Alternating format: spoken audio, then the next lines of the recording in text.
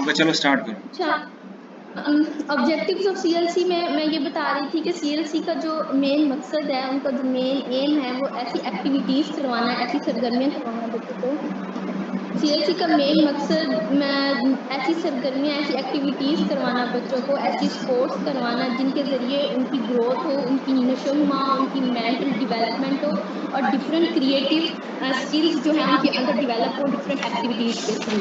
और बच्चों के अंदर उनकी डिसेबिलिटी को आइडेंटिफाई करना और उनकी रिहैबिलिटेशन करना, ये सीएलसी का मेन ऑब्जेक्टिव था। उसके अलावा जो स्पेशल बच्चे हैं और वहाँ जो टीचर्स उन स्पेशल बच्चों को ट्रीट करें, उनको सपोर्ट करना, उनको मेडिकल एड प्रोवाइड करना, उनका प्रॉपर चेकअप, उनकी प्रॉपर केयर, ये सब जो है वो सीएलसी के अंडर होता है। नेक्स्ट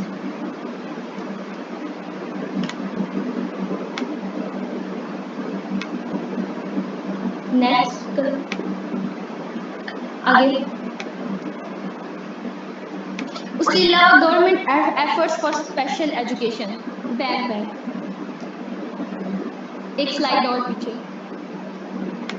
टाइम का ख्याल रखते हुए जो गवर्नमेंट एफर्ट्स जो थी, जो की गई थी स्पेशल एजुकेशन के लिए, सबसे पहले था बीएन गवर्नमेंट, पंजाब गवर्नमेंट ने स्पेशल एजुकेशन एक प्रोग्राम उन्होंने डेवलप किया, एक स्पेशल एजुकेशन डिपार्टमेंट बनाया ताकि स्पेशल बच्चों के लिए एजुकेशनल इंस्टीट्यूट बनाए जाए, उनको अपॉर्चुनिटीज दी जाए ताकि वो भी सोसाइटी के मेंबर की हैसियत से अपनी लाइफ जो है वो जी सकें। और इस स्पेशल एजुकेशन डिपार्टमेंट का जो मिशन था वो था उन स्पेशल बच्चों को क्वालिटी एजुकेशन प्रोवाइड करना, vocational training centres banana, psychological and rehabilitative services provide करना स्पेशल बच्चों को, और ऐसा इन्वायरमेंट क्रिएट करना कि उनकी मेंटल और फिजिकल जो एबिलिटीज हैं उनकी डेवलपमेंट हो सके। नेक्स्ट करो।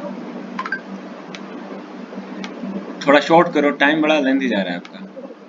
चलो कोर वैल्यू उसमें था कि चिल्ड्रन जो स्पेशल बच्चों हैं उनके लिए एक प्रॉपर लॉ बनाया गया जिसमें उनको डिफरेंट जो थी वो मतलब उनको ऐसी चीज़ें प्रोवाइड की गई जो वो एज अ सोसाइटी में उनको रहने के लिए जो है ज़रूरी थी। नेक्स्ट करो।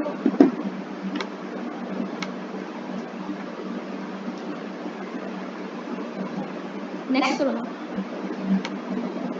Next slide. कर लिया है। नेक्स्ट इंट्रोडक्शन में government efforts for special education.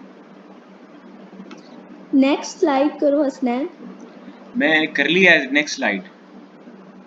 Core value के आगे उनको डिग्निटी और रिस्पेक्ट देना। ओके, उनको डिग्निटी और रिस्पेक्ट देना, क्योंकि पहले समझा जाता था कि ये शराब पीते हैं या इनको कोई सजा मिली है गॉड की तरफ से, तो उनको उनकी भी एक लाइफ है, उन्होंने भी एक जिंदगी जीनी होती है। तो उस जो उन्होंने पॉलिसी बनाई थी उसका जो मेन थीम था कि इनको डिग्निटी और रिस्पेक्ट दी जाए, इनको इक्वल अपॉर्चुनिटीज दी जाए लाइफ गुजारने की, innovation and social inclusion. Next करो।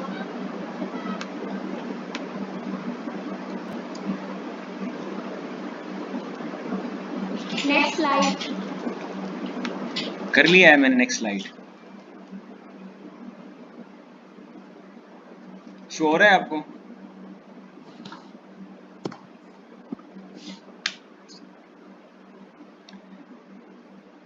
स्नैन नेक्स्ट स्लाइड। कर लिया है मैंने। नेक्स्ट स्लाइड किया है। आपको शो हो रहा है? इंट्रोडक्शन ये हाँ बोल रहा गवर्नमेंट है। Effort for special education. अच्छा, okay. Introduction. MICS multiple indicator cluster survey के मुताबिक इस टाइम 5 से 17 साल की उम्र में 17.9% जो बच्चे हैं उनके अंदर डिसेबिलिटी पाई जाती है। इस चैलेंज को एड्रेस करने के लिए जो गवर्नमेंट ऑफ पंजाब थी उन्होंने स्पेशल इंस्टीट्यूट बनाए जो कि एजुकेशनल, साइकोलॉजिकल और रिहैबिलिटेटिव सर्विसेज प्रोवाइड करते थे स्पेशल बच्चों को। नेक्स्ट करो।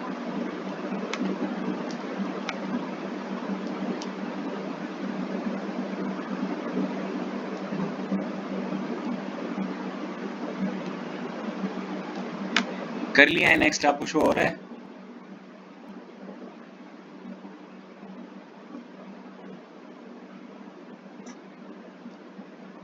मलका मैंने नेक्स्ट कर लिया है। शो हो रहा है आपको? इंटरनेट इज अनस्टेबल है। हसनैन आप आगे स्टार्ट कर दो ना, जल्दी जल्दी खत्म करो। इधर ही अब मैं वापस आ गई हूँ, मैं स्टार्ट कर रही हूँ। मलिका उसके अलावा थोड़ा मैं जल्दी करो, आपका तकरीबन आपने 10 मिनट लिए हैं अभी तक। आप चेंज नहीं कर रहे। ओके 1983 से 1984 के दरमियान जो डायरेक्टर स्पेशल एजुकेशन था उसने एस्टेब्लिश किया था स्पेशल एजुकेशन डिपार्टमेंट, जो कि एज ए इंडिपेंडेंट डिपार्टमेंट काम करने लगा था 2003 में। इससे पहले जो था वो स्पेशल एजुकेशन डिपार्टमेंट जो इंस्टीट्यूट बनाए गए थे वो 51 थे, और जब ये मर्ज हो गया था उसके अंदर तो 294 इंस्टीट्यूट नए बनाए गए थे, जिसके अंदर तकरीबन 32,345 स्टूडेंट्स जो थे वो इंस्टीट्यूट के अंदर एजुकेशन हासिल कर रहे थे। नेक्स्ट अगली स्लाइड करो ना जल्दी से। नेक्स्ट स्लाइड कर लिया है मैंने, सब कुछ शो हो रहा है। Okay Punjab government 2011 policy for special person. Punjab government ने ना 2011 में भी स्पेशल बच्चों के लिए एक नई पॉलिसी बनाई थी, जिसका मेन मकसद था legislation and policy formulation for special education, matters relating to their education, teachers training special education, और प्रिंटिंग ऑफ बुक्स, क्योंकि इनके लिए एक स्पेशल बुक्स बनाई जाती हैं साइंस बुक्स, और उनके लिए टीचर्स को स्पेशल हायर किया जाता है जिनको वो साइंस जो बुक्स होती हैं साइंस बुक्स वो रीड करवाई जाती हैं, पढ़ाई जाती हैं। Sports for special children other related matters. Next करो। उसके अलावा बजट बनाया गया था स्पेशल पीपल्स के लिए, अकाउंट्स, ऑडिट मैटर्स और purchase of stores and capital goods for the departments. उसके अलावा सर्विसेज मैटर्स जो थी, those interested to services and general administration department जो इनमें इंटरेस्टेड थे उनके लिए भी सर्विसेज प्रोवाइड की गई थी, और इसके अलावा incidental and ancillary to the above subjects. Next करो।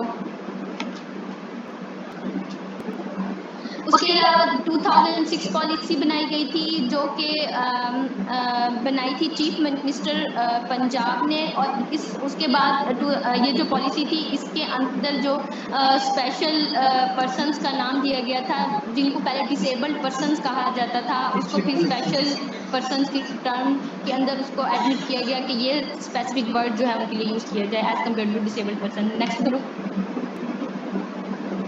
उसके अलावा इसके अंदर 3% quota in all government departments, हर डिपार्टमेंट के अंदर 3% कोटा होता है। इसी तरह मेडिकल जो इंस्टीट्यूट है उनके अंदर भी स्पेशल बच्चों के लिए कोटा सीट्स अवेलेबल होती हैं, और उनका स्पेशल CNIC इंट्रोड्यूस करवाया गवर्नमेंट ऑफ पंजाब में, ताकि उनको तमाम गवर्नमेंट फैसिलिटीज़ प्रोवाइड की जा सकें, और उनके अंदर उनके लिए स्पेशल इंस्टीट्यूट, उनके लिए स्पेशल बसेस के अंदर सीट्स बनाई गई जो डिसेबल चिल्ड्रंस होते हैं, डिसेबल पीपल्स होते हैं। एहसास प्रोग्राम बनाया गया, और MPhil PhD के अंदर जो है गवर्नमेंट ने कोटा सीट्स बनाई, जिसके अंदर जो स्पेशल पीपल थे उनकी सेपरेट सीट्स होती थी जिन पर वो अप्लाई कर सकते थे और अपनी एजुकेशन आगे बढ़ा सकते थे। नेक्स्ट करो। उसके बाद है एनरोलमेंट ऑफ डिसेबल चिल्ड्रन इस पंजाब के अंदर कितनी डिसेबल स्टूडेंट्स की जो इनरोलमेंट हुई है, वो जो हेयरिंग इम्पेयर्ड थे वो 56% थे, visually impaired 8%, physically handicapped 6%, mentally challenged 20% और स्लो रनर्स 80%, जो कि इस टाइम इंस्टीट्यूट के अंदर एजुकेशन इंस्टीट्यूट के अंदर अपनी तालीम हासिल कर रहे हैं। नेक्स्ट करो। उसके अलावा फिर ये एकेडमिक लेवल पर primary, middle, secondary, higher degree और इस लेवल पर कितने कितने % जो है वो स्टूडेंट्स इस टाइम एजुकेशन इंस्टीट्यूट में मौजूद हैं, ये उनकी परसेंटेज बताई गई है। नेक्स्ट करो। उसके अलावा जेंडर की बेस पे एनरोलमेंट ये सर्वे किया गया था कि गवर्नमेंट स्कूल्स में जो थी वो लड़कियों की, नेक्स्ट करो, लड़कियों की जो रेशो थी वो ज़्यादा थी as compare to private schools के, क्योंकि जेंडर डिस्क्रिप्शन थी कि लड़के हैं उनके ऊपर वो पैसा लगाते थे, उनको पढ़ाते थे, लेकिन जो लड़कियां हैं उनके ऊपर वो उनको पढ़ाना सही नहीं समझते थे, उनके ऊपर पैसा लगाना सही नहीं समझते थे। इसलिए जो गवर्नमेंट इंस्टीट्यूट थे, क्योंकि गवर्नमेंट इंस्टीट्यूट जो है वो उन्होंने पॉलिसी बनाई थी कि वो पैसे भी देते थे, ट्रांसपोर्ट भी प्रोवाइड करते थे और फाइनेंशियल सपोर्ट भी करते थे, लेकिन जो प्राइवेट सेक्टर्स हैं वो फाइनेंशियल सपोर्ट नहीं करते। इसलिए जब सर्वे किया गया तो उनमें प्राइवेट में as compare to girls boys की रेशो ज़्यादा थी। उसके अलावा geographical spread of special education institute, ये आगे मैप बना हुआ है, कितने कितने % कौन कौन से शहर में इंस्टीट्यूट हैं, ये सारी उसकी हिस्ट्री है। नेक्स्ट करो। रिसेंट डेवलपमेंट्स जो नवंबर 21 में हुई थी, पंजाब मिनिस्टर सोशल वेलफेयर और बैतुल माल, उन्होंने ड्राफ्टेड लॉ बनाया था जिसके अंदर जो स्पेशल डिसेबल स्टूडेंट्स थे उनको उनके मुकम्मल राइट्स दिए जाएं, जैसे कि मैंने पहले भी बताया था, उनकी सोशल प्रोटेक्शन सर्विसेज उनको प्रोवाइड की जाए, गवर्नमेंट हाउसिंग स्कीम्स उनको प्रोवाइड की जाए, और तकरीबन 120 प्रोविंशियल स्टेट होल्डर्स थे जिन्होंने इस काम के सर अंजाम दिया था, जिन्होंने इस काम के अंदर इन्वेस्ट किया था, और स्पेशल जो बच्चे थे उनको फैसिलिटीज प्रोवाइड करने के लिए ताकि वो भी एक नॉर्मल लाइफ जी सके, जिसमें एहसास प्रोग्राम भी है, उनके लिए भी कार्ड बनाया गया था जो उनको हेल्थ से रिलेटेड जो है उसको सारा फैसिलिटीज प्रोवाइड की जाती थी। Thank you. और नेक्स्ट टॉपिक जो है वो मुशाविर से प्रेजेंट करेंगे। Started with the name of Allah, who is the most beneficent and the most merciful. My name is Mushavir Said 1604 and my topic is motor development. So firstly I will talk about कि जो motor development है वो special बच्चों में मतलब किस तरीके से होती है, कौन सी ऐसी चीज़ें हैं जो उनमें नहीं होती हैं और जो नॉर्मल बच्चों में होती हैं या नॉर्मल पर्सनस में होती हैं। तो मोटर डेवलपमेंट जो है वो होती है, जो फिजिकली ग्रोथ होती है, स्ट्रेंथनिंग करती है, ग्रोथ होती है बोन्स की, हमारे मसल्स की, और ये एबिलिटी ऐसी एबिलिटी पैदा करती है कि जिसके ज़रिए हम इजीली मूव कर सकते हैं, टच कर सकते हैं हमारी इर्द गिर्द की जो भी चीज़ें होती हैं। तो ये एक मोटर, ये सब चीज़ें मोटर डेवलपमेंट की मदद से होती हैं। तो ऐसे बच्चे जिनमें ये डेवलपमेंट नहीं होती तो हम उसको डिसेबल कहते हैं। तो आगे इसकी दो कैटेगरीज हैं, एक फाइन मोटर और है gross motor.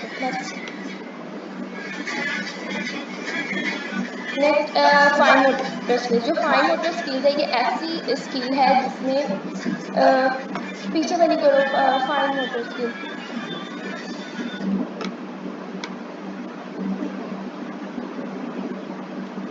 Fine motor skill ही ऐसी है जिसमें हमारे जो स्मॉल मसल्स इसमें इंक्लूड होते हैं, जो कंट्रोल करते हैं हमारी बॉडी के मुख्तलिफ पार्ट, यानी कि चीज़ों को, मसल्स को इसमें हमारी कंट्रोल करते हैं, हैंड्स को, फिंगर्स को, थंब को, इसमें हमारे स्मॉल मसल्स इन्वॉल्व होते हैं।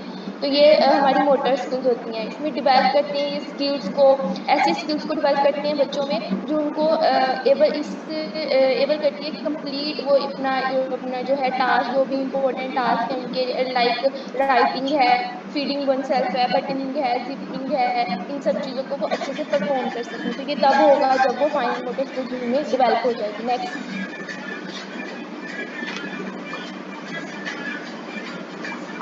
ग्रॉस मोटर स्किल है। ग्रॉस मोटर स्किल में ऐसी डेवलपमेंट इन्वॉल्व है जिसमें हमारे लार्ज मसल्स जो है वो इन्वॉल्व होते हैं, लाइक हमारे आर्म्स, लेग्स और हमारे टॉर्सो जो होता है, इसमें जो उनसे मसल्स इंक्लूड होंगे वो ग्रॉस मोटर स्किल्स की डेवलपमेंट में हमें हेल्प करते हैं। इसमें इम्पोर्टेंट है हमारी रोज़मर्रा की जो सी भी फिजिकल एक्टिविटीज़ होती हैं वो इसमें शामिल है, like walking, running, throwing, lifting, kicking. तो जो स्पेशल बच्चे होते हैं उनमें कुछ में ये ग्रॉस मोटर स्किल होती है ये डेवलप नहीं हुई होती है, इस वजह से उनको उसमें ये वाली एक्टिविटीज़ जो हैं वो करने में मुश्किल होती है। नेक्स्ट आगे मोटर डेवलपमेंट के स्टेजेस हैं। तो इसके स्टेजेस में कोग्निटिव फेज है, एसोसिएटिव फेज है, एंड ऑटोनोमस फेज है। नेक्स्ट तो जो कोग्निटिव फेज है, कोग्निटिव फेज में ये हमारा लर्निंग स्टाइल है कि जो हमें लर्निंग, ऐसा लर्निंग स्टाइल है जो इंकरेज करता है बच्चे को अपनी जो ब्रेन की जो हमारी स्किल्स हैं उसको इन्हेंस करता है इफेक्टिवली, कि हम उसमें पढ़ सकें, रीडिंग है, लर्निंग है, और फिर रिमेम्बरिंग है, लॉजिकल रीजनिंग है, प्लेइंग अटेंशन है। तो ये जो फेस है ये इस स्किल को बढ़ाता है कि हम जो याद करें, जो बच्चे याद करें वो उन्हें याद रहे, और लॉजिकल रीजनिंग वो इनके लॉजिकल सोचें और फिर उस पर इम्प्लीमेंटेशन करें। तो जो स्पेशल बच्चे होते हैं अगर उनमें ये चीज़ नहीं है तो उसको क्या कहते हैं, इन्हेंस किया जाता है, उसमें वो चीज़ पैदा की जाती है। नेक्स्ट एसोसिएटिव फेज, ये ऐसा फेज है जिसमें लेस वर्बलर इंफॉर्मेशन होती है इसमें, और इसमें जो होती है हमारी परफॉर्मेंस होती है ना वो जो स्मॉल होती है, इसमें हमारी कॉन्शियस परफॉर्मेंस है, एडजस्टमेंट मेकिंग ऑकवर्ड है, डिस्टेंट मूवमेंट है, जो कि इनके लंबा अर्सा लेती है आपको कंप्लीट करने के लिए। नेक्स्ट जैसे ऑटोनोमस फेस, ये ऑटोनोमस फेस ऐसा फेस है यानी कि जिसमें हमारी जो प्रोग्रेस है, हमारी लर्निंग है वो मतलब के मतलब पूरी हो जाती है, स्टॉप हो जाती है वहाँ, उससे आगे हम कुछ सीखते नहीं है, यानी कि उस लेवल तक ही हम सीख सकते हैं। ऑटोनोमस फेस जो होता है इसमें हमारी जो माइंड होता है वो उससे आगे सोच नहीं सकता, यानी कि एक लेवल के आगे हम सोच नहीं सकते, कि हमारी वो ऐसी डेवलपमेंट हो चुकी होती है हमारे माइंड की, हमारे जो मूवमेंट्स है, हमारी थिंकिंग है वो स्विच कर जाती है। सिर्फ उतनी उतनी ही स्किल्स मतलब के स्किल्स होती है, हमारी मूवमेंट हो गई, उनके इस तरह की डेवलपमेंट हमारी एक मखसूस अरसे तक होती है, उसके बाद नहीं होती, और उसके बाद ये नहीं होती है तो उसको कहते हैं ऑटोनोमस फेस, यानी कि एक मखसूस अरसे तक होती है और उसके बाद नहीं होगी। उसके बाद यानी कि जो हम लोग सीख चुके हैं वो बाद में नहीं होगा। अगर हम किसी चीज को हाथ लगाते हैं वो गर्म है तो ये हमारी मोटर लर्निंग स्टार्ट हो जाती है, हमारे ब्रेन में ये चीज फिट हो जाती है कि ये चीज गर्म है, अगर मैं इसे हाथ लगाऊंगा तो मुझे गर्म लगेगा। तो अब उसके बाद हम ये नहीं सीखते, अगर ये हमारी ब्रेन में पहले से ये चीज डेवलप नहीं हुई होती है तो हम कहते हैं कि ये स्पेशल बच्चा है, इसको पता नहीं चलता, तो ये हमारी डिसेबिलिटी होगी। नेक्स्ट, तो जो हम लोगों ने रिसर्च किया है, सीएलसी पे रिसर्च किया है, तो उसमें हमने 10 बच्चे लिए थे जो मेंटली डिसेबल थे, तो उस पे हमने रिसर्च की। इंटेलेक्चुअली जो डिसेबल थे, जो अपनी मोटर स्किल्स को यानी कि उनकी डेवलप नहीं थी, वो उसकी वजह से वो अपने फिजिकल एक्टिविटी, इंटेलेक्चुअली जो काम था वो परफॉर्म नहीं कर सकते थे, तो हमने कोशिश की कि हम उनको ऐसी इंटेलेक्चुअली एक्सरसाइज करवाएं कि उनकी मोटर स्किल्स जो है वो इनहेंस हो, वो अच्छे से परफॉर्म कर सकें। तो हमारा 2 वीक का ये पीरियड था, रिसर्च पीरियड, जिसमें हमने 2 वीक में उनको लिटिल बिट मतलब के मोटर स्किल्स उनको सिखाने की कोशिश की थ्रू इंटेलेक्चुअली एक्सरसाइजेज। फिर हम लोगों को रिजल्ट भी अच्छा मिला कि उन्होंने बहुत सी ऐसी इंटेलेक्चुअली स्किल्स जो थी, मेंटली स्किल्स जो हमने एक्सरसाइज उनको करवाई, उन्होंने उस चीज को पिक किया और अच्छा परफॉर्म किया। That's it from my side, and next member please continue this. Time और हो रहा है, ये लिंक मेरे ख्याल से एक्सपायर हो रहा है, तो मैं रीजनरेट करता हूँ, ठीक है? ठीक है, ओके। फाइजा नेक्स्ट बारी आपकी, आप तैयार हो जाओ। मैं करूं? यार ये लिंक एक्सपायर हो रहा है मेरे ख्याल से, ये टाइम हो गया मेरे ख्याल से। मैं करती हूँ 9 आपको मिनट रह 12 गए बजे। हैं। हाँ 9 मिनट रह गए हैं, बस आप स्टार्ट कर लो फाइजा।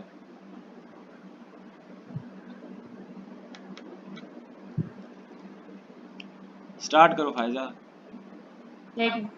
अस्सलाम वालेकुम, मेरी माय बारी नेम है? फाइजा की मेरी बारी है। बारी है। अस्सलाम वालेकुम, my name is Faiza Amin. Today my topic of discussion is structure of CLC hierarchy including power of distribution of powers and fund raising. सबसे पहले अगर हम बात करें इसकी स्ट्रक्चर की, तो ये system wide special education resources staff include administration, consultant resources, teachers, psychology staff, speech language pathologist, social workers, occupational therapist and educational assistant. फिर आगे जो है ये जो they are also resources teachers for students who are deaf, blind और who have other special needs.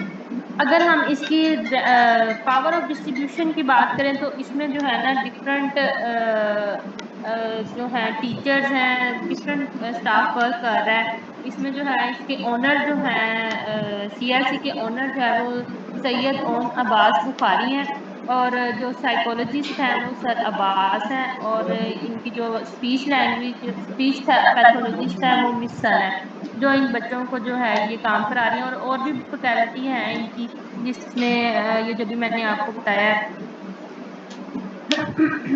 आगे renting facility की बात करें अगर हम सीएलसी की, तो the complex offer the following facilities to other organisation: renting venue for school events, sports day celebration, competition and seminars, renting of CLC courses for private sector school for pick and drop. ये CLC सारी जो है ना facility provide करता है। ये totally जो है ना अपने अंडर काम करता है। कोई भी स्कूल, कोई भी कॉलेज या कोई भी यूनिवर्सिटी अगर विजिट करना चाहे तो फ्री ऑफ कॉस्ट उसको विजिट कराते हैं, उनको नॉलेज भी देते हैं। वो आगे के बच्चों को जो है ना डिफरेंट काइंड की गेम्स करा सकते हैं या कोई भी किसी भी किस्म का अपना नॉलेज शेयर कर सकते हैं।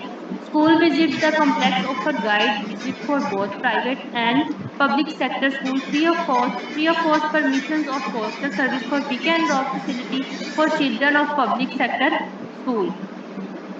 अब अगर आगे हम बात करें इसकी इसको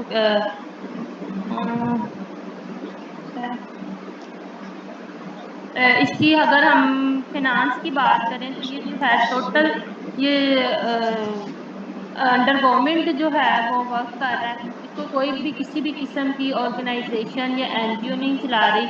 इसमें जितनी भी टीचर्स की पे है या अदर स्टाफ जो है इनका वो टोटल गवर्नमेंट के अंडर है। While interviewing the official of CLC we got to know that this institution is under government of Punjab and government is totally responsible for the finance of CLC.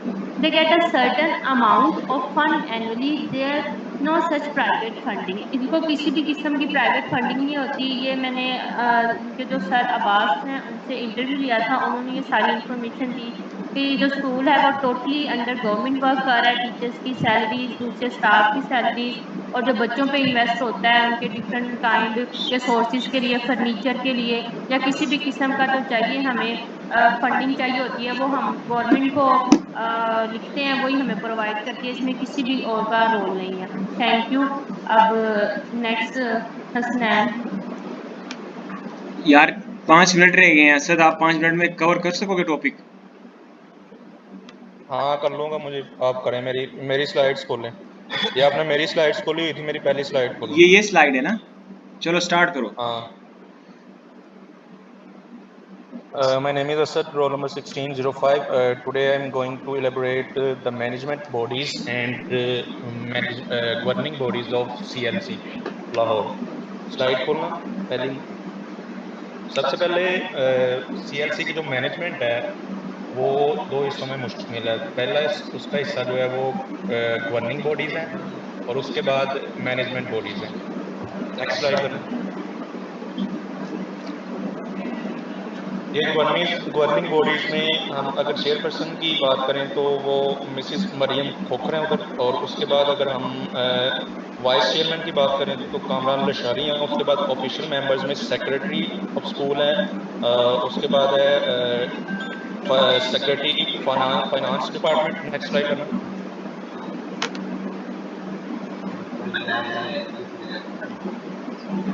ये हमारे official members में। उसके बाद आ जाता है secretary special education department, उसके बाद आ जाता है सेक्रेटरी आर्शिव्स एंड लाइब्रेरीज।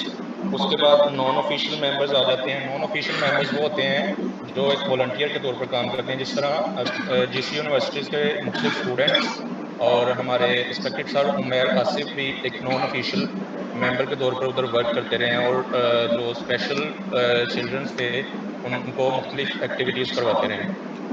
उसके बाद अगर हम मैनेजमेंट बॉडीज़ का चार्ट पढ़ें तो उसमें सबसे पहले प्रोजेक्ट डायरेक्टर होता है, उसके बाद रेजिडेंट डायरेक्टर होता है, उसके बाद रेजिडेंट डायरेक्टर के नीचे इंचार्ज कंप्यूटर होता है। 2 रेजिडेंट डायरेक्टर होते हैं, एक रेजिडेंट डायरेक्टर के नीचे इंचार्ज कंप्यूटर होता है, इंचार्ज ऑफिस होता है, और दूसरे के नीचे curator, admin office, account officer, और आगे क्यूरेटर के नीचे होता है फेरेस्ट। उसके बाद आ जाता है लाइब्रेरियन। लाइब्रेरियन के नीचे फिर दो होते हैं, एक असिस्टेंट लाइब्रेरियन होता है पैरल, और दूसरा सिर्फ असिस्टेंट लाइब्रेरियन होता है। आगे इंचार्ज कंप्यूटर के नीचे फिर 2 होते हैं, पहला असिस्टेंट इंचार्ज होता है और दूसरा पैरिश होता है। आगे फिर इंचार्ज हॉबीज़ के नीचे 2 आ जाते हैं, एक पेटिंग टीचर आ जाता है। उसके बाद अगर हम करैक्टरिस्टिक्स की बात करें तो जो CLC की करैक्टरिस्टिक्स हैं वो हमेशा जो है स्टूडेंट्स को उनकी जो होता है वे ऑफ लर्निंग उसके मुताबिक उनको लर्न करवाते हैं। वो बच्चे में देखते हैं बच्चे को अंदर कौन सी क्वालिटीज़ हैं और कौन सी बच्चे को डिफ़िकल्टीज़ हैं। उन डिफ़िकल्टीज़ पे काम करके उस बच्चे को आगे ले जाते हैं। उसके बाद अगर हम मैनेजमेंट बॉडीज़ की बात करें तो आगे मैंने ऊपर चार्ट पढ़ा है उसके मुताबिक होती हैं। उसके बाद 1992 में जो रूल्स पास हुए थे इसके CLC के, उसके मुताबिक ये जो है मैनेजमेंट बॉडीज़ का चार्ट बना था कि सबसे ऊपर होगा डायरेक्टर, फिर उसके नीचे इंचार्ज होंगे, फिर असिस्टेंट हो गए, और फिर लाइब्रेरियन हो गए, और फिर इंचार्ज हॉबीज़ होगा। ये 1992 का एक्ट था, उसमें पास हुआ था। तो ये अगर हम देखें तो उसके बाद रोल टीचर्स जो हैं वो हमेशा एक पॉजिटिव वे क्रिएट करते हैं क्लास में। और कितना टाइम रह गया?